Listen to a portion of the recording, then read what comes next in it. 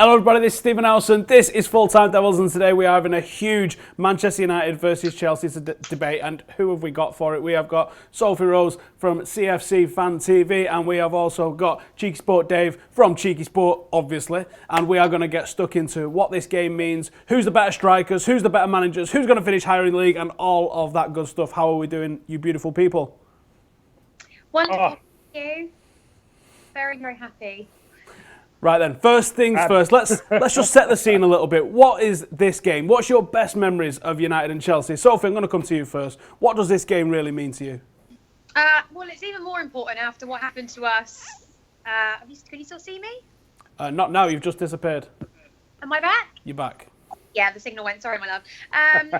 Yeah, you know what? Most of my memories, actually, of going up to Old Trafford are draws or very dull games, if I'm being honest.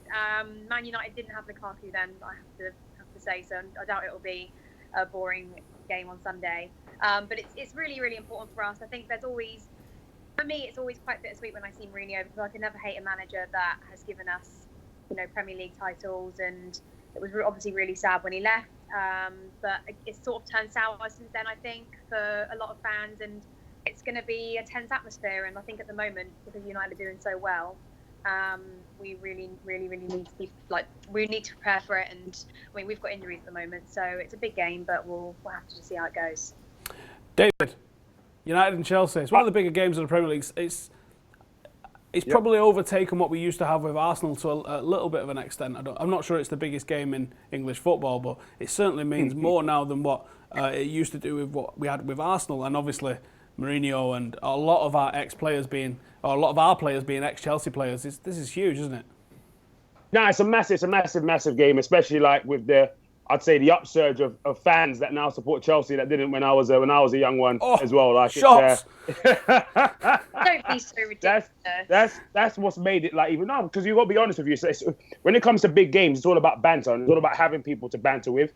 And when I was younger, I didn't see any Chelsea fans. There weren't many Chelsea fans for me to have that kind of interaction with in terms of banter. And I live in London, so like with the upsurge of success that Chelsea's had, and I'm not trying to make a dig here, but with the upsurge of success that Chelsea's had, it has become a bigger high-profile game. It's become super, and we've had like some absolute amazing clashes with Chelsea. Like one of my favourite games is when we were down 3-0 and came back to draw 3-3 with Chelsea. I think that was in 2012.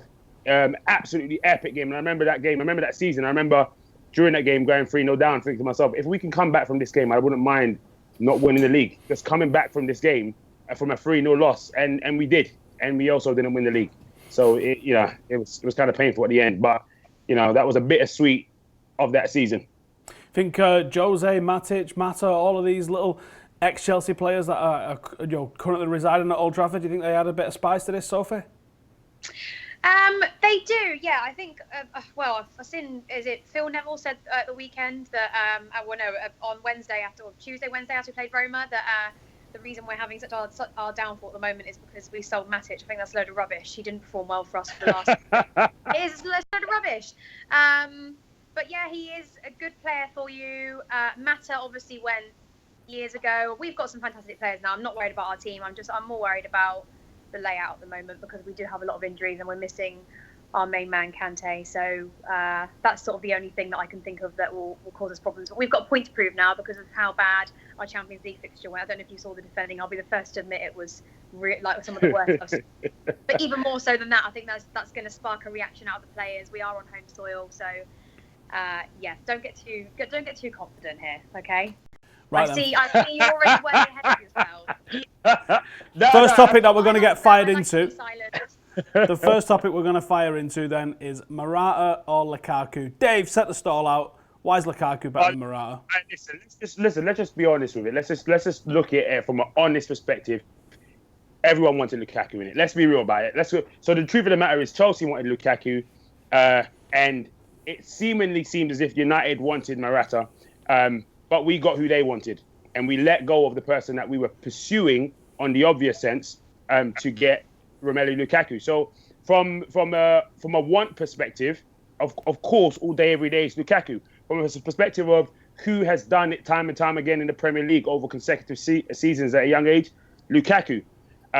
So in terms of who is currently, who's currently scored the most goals, you got to talk about Lukaku again. So as it currently stands, it is Lukaku all day, every day. And that doesn't take anything away from Morata. You know what I mean? I can see Sophie's face in there making some facial expressions. That doesn't take away from Morata, because obviously he's a player that Manchester United were pursuing. He was a player that Manchester United wanted. But when it comes to Premier League pedigree, somebody that's able to stamp their impression in the game, even when they're not playing exceptionally well, able to hold up the ball, get flick-ons, make assists. It's got to be Lukaku. I don't even think there's an argument on that in that. To be honest with you.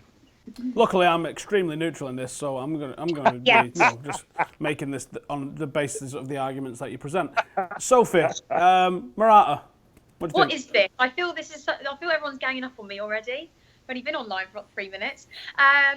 No, listen. At the start of the season, I thought Morata was going to be one of the Premier League's highest scorers. Since he's been, I would have said before he got injured, Morata all day long. Since he's been injured, we haven't really seen him back to his best. The only thing I'll say about Lukaku is whether or not who's performing better at the moment, with that aside, he's got to come back to Chelsea. And I think even his first spell at Chelsea when he was there, I think he just found... I think the atmosphere is quite intimidating, and I think knowing where you've been at a club and you've not really made an impact, I think when you've got to come back to that stadium, it's always going to be a bit more difficult. So I don't think he's going to perform as well as you United fans think he's going to perform. Didn't he only play like 8 or 9 games though for you when he was there? Yeah, but there was such a big thing around it. He was not good enough, and this and that and whatever. And I'm not saying he's not a good player at all. I'm just saying that I think sometimes these big players don't perform as well in these huge matches because it's just too much pressure. You understand this was meant to have been a debate, and you've basically just phoned it in and said, like, probably is Lukaku at the moment. You're making my job very easy here. No, I've said statistically, the scoreline doesn't lie. Statistically, yeah, but I think in the game on Sunday, I don't think you're going to be... I reckon I'm going to be outside with Adam, and you're all going to be really upset, and like, yeah, it was a one-off, all right. So you think Morata's going to be the difference come weekend? Yes. Bold claim. All right, let's get to a big one. In fact, Joe, before we get to that, let's go and hit a quick advertisement up. There we go. If you saw that advert, good for you. If you didn't, unlucky. The next one that we're going to talk about then is who's going to finish higher in the league? Defending champions Chelsea, or the team that finished 6th and is mocked and derised by everybody around the world, Manchester United. Sophie, you can go first on this one. Right. We're really not doing this video at a good time for Chelsea because, like I say, our performance this week was really not good. Having said that, when we won the league last season, we didn't start it well at all. I think we lost 3-0 against Arsenal, and then we sort of changed after that. So maybe the Roma 3-0 is sort of the Arsenal of this season. So all being said, if that goes well, I think the teams. I think it's far too early to tell. I think if we're just going into November. I think if it comes to the end of December and United are still ahead of Chelsea, then I will go with United. But as it stands, I'm going to say Chelsea all day long. David? I think Chelsea are in a bit of an absolute calamity right now, to be honest with you. I think they've been in a bit of a shakedown in terms of calamity from like the start of the season, from when they fielded out like a 15-man squad against Arsenal in the Community Shield. I think that's where, you know what I mean, alarm bells started to tick, and then you had a situation where, you know, Chelsea were playing Man City and my man got injured, and then they brought on Willian instead of bringing on another striker. I think there's a whole host of underlying situations and issues going on there at Chelsea, where I think I cannot see, and I know we're not on the bracket of talking about managers yet, but I cannot see Conte being there long enough to have some stability for them to be able to make it through the season higher than Manchester United. I think Chelsea fans are aware of Jose's magnetism, his power, his fortitude, his strength when it comes to second seasons. You know what I mean? As I was saying, Sophie can't help but smile as I say it. She knows. She knows. But that's what it is. I mean, and right now, of course, people are putting Manchester United as if we're going through a crisis or there's a calamity or something going on right now. Listen, we're second in the league right now as it stands, and I know we're only 10 games in, but we're second in the league so far. He is, you know, we are pushing through with the injured players and the things that we have so far, and still managing to get results, still managing to put in some degree of a performance to win these games and strike some fear in opposition. So I think you've had easier a lot of games, and I think the first game you had, which was against Liverpool, that ended up in a draw, so that was a pretty boring game. You started against Burnley and you lost. Excuse me. That was about 20 minutes. No, listen. I really don't feel like there's any underlying issues at Chelsea. I feel like there's one main problem here, and the fact that we don't have Conte. And the fact that we don't have Conte basically means that Conte doesn't have a clue. He has no idea what to do and which layout to put to work around him, because without Conte, you've then got to either move David Luiz into central midfield, or you have to keep him in defence and then put Fabregas in central midfield, which obviously doesn't work. Or you basically got to change the entire system to work around one player. We obviously didn't have our striker. Morata was injured for quite a while as well. Batshuayi just come back. So there are quite a few things I think that you've gone against Sophie. Could be improved. Sophie, video's gone.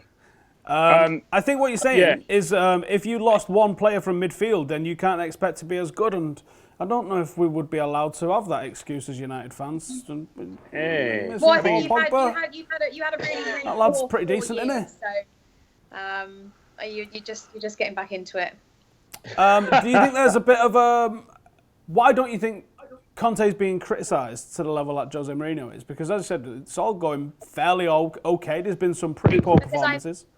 Because I think that the fans know, although I don't think it was a really bad transfer window, I think the fans know that the reason Conte, they're blaming on the fact that Conte doesn't have the players that he wanted to come in. Like, he did want Lukaku, he did want a few other players that he didn't get. And I think he feels like he doesn't have the options on the bench to bring on that can do the job. I think even with Batshuayi, he really just didn't start. He's had no option but to sort of bring Sophie, I think you've got your hand over the mic.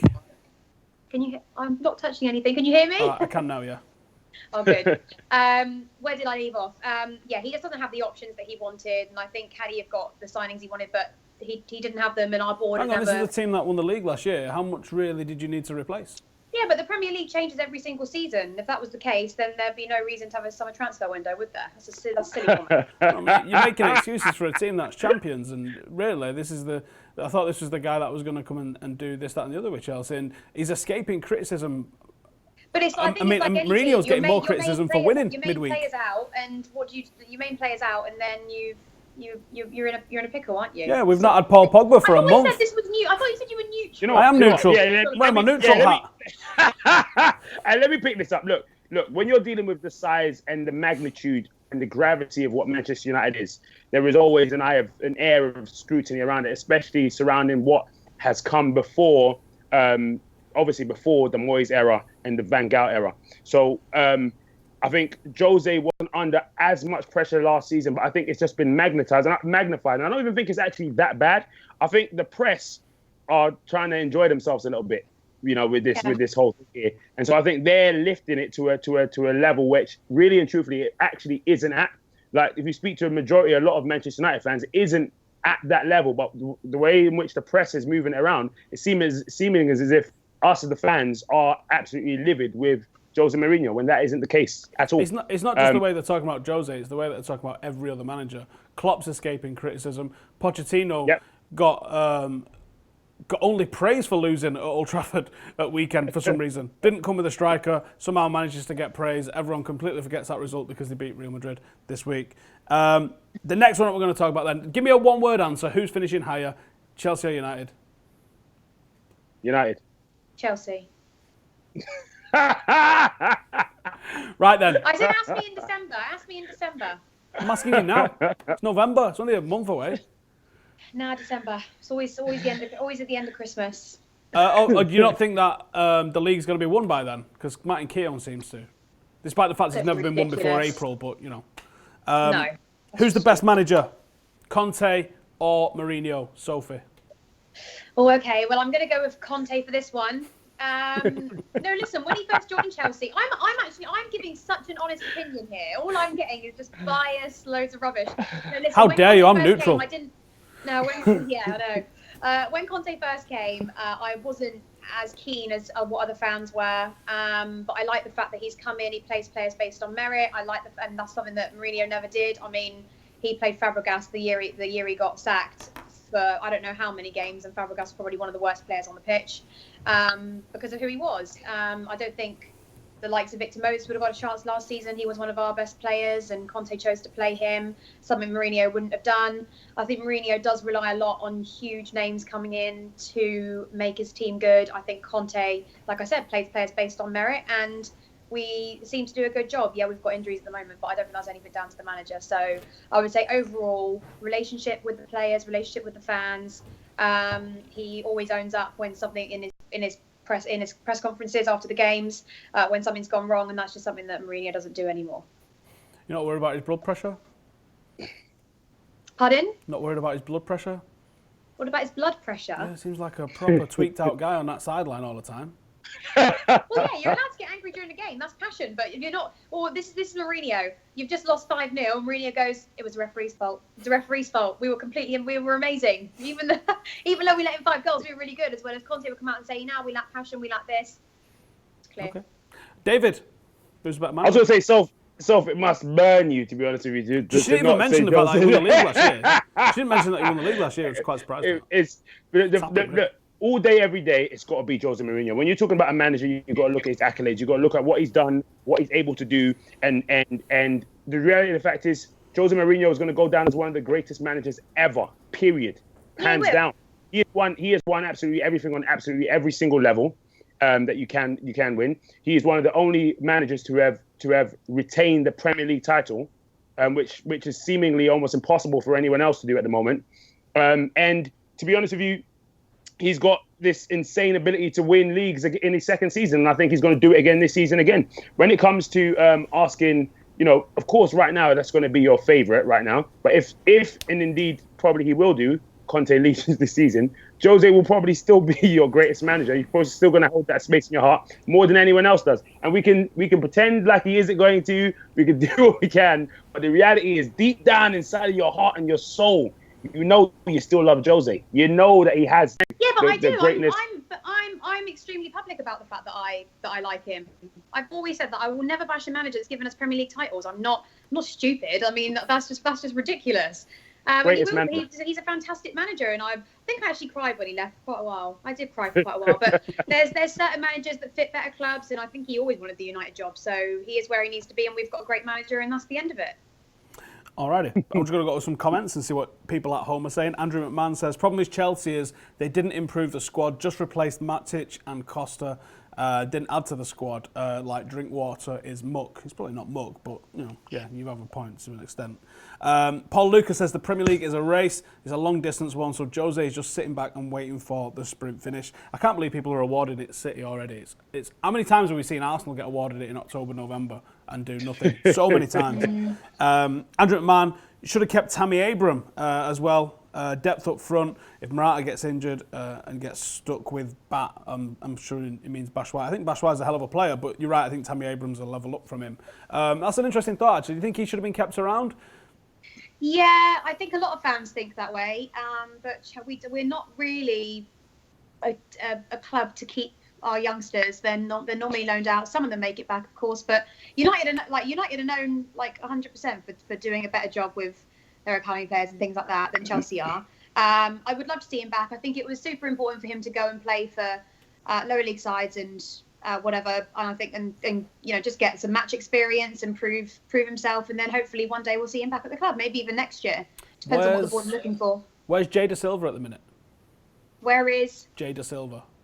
Who the hell is that? Oh my God. A couple of years ago, I watched a Chelsea side led by Tammy Abraham, under 18s, absolutely destroy a United side which had Tuan Zabi, Fosu Mensah, Angel Gomez, tons of players, that Marcus Rashford, that we've seen now play for United's first team. They battered us off the park with Tammy Abraham up front, and Jay Da Silva, Tammy Abraham was the standouts in that. And since that day, I've been like, watch out for Tammy Abraham. Just got an England call up, well deserved. But I was wondering what was going on with Jay Da Silva, but I guess you don't know. Yeah, you've perfectly done that to call me off guard there. Nah, I'm not gonna lie, I wouldn't have watched anything like that. I'm too busy focusing on the first team at the moment. I think, like I say, if he gets recalled, I think it's fantastic. But sometimes players do need to go and play elsewhere to prove themselves, to get game experience, and then come back. Because I don't think he'd be making the same impact if he'd stay at Chelsea. I don't think we'd even have heard of him yet. But that's the same for any big club. I think they need to go to other sides to prove himself first.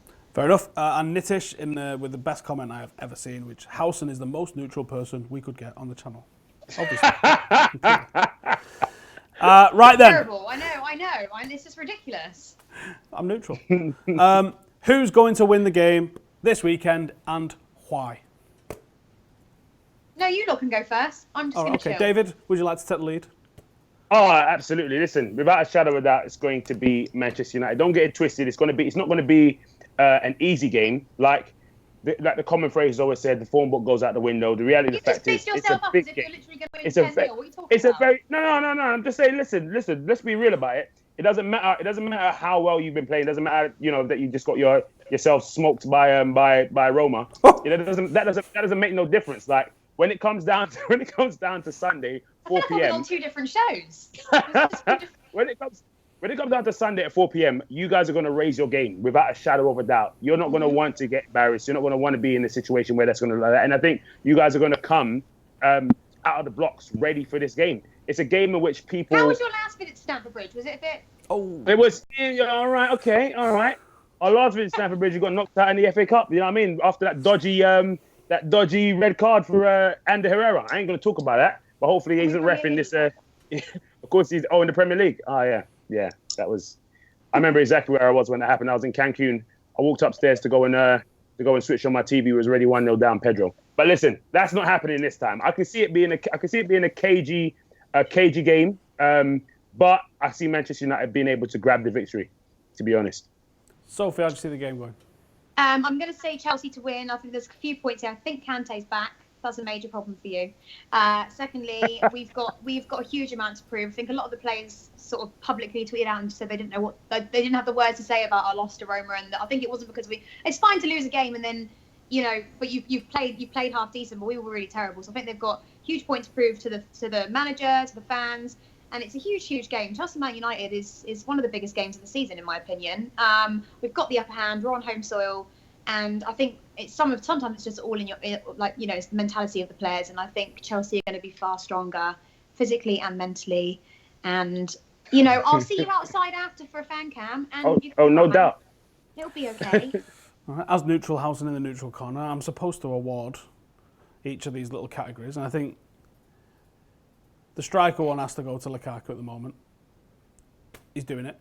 The manager one, I think I can probably call a draw, to be honest. Conte, current champion. Jose Mourinho, holder of a couple of cups. Neither coming into this game completely loved by their fans at the moment. There are question marks, as small as they may be, about both managers, so I'm going to call this one a draw. And who's going to finish higher in the league? I think I've got to award that one to United just based off what is being seen so far. As for the game this weekend, I think if Manchester United had been what we was like prior to the international break last month, I would be very confident going into this. I was very confident going into the Liverpool game, and that proved to be completely unfounded by the way we played. Both teams are coming into this a little bit out of form. Both teams are coming into this probably needing a win.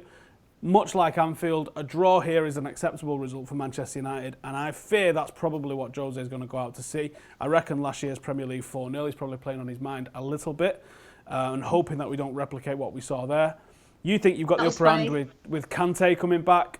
I think that swings back to us if we manage to get Pogba back into the starting 11.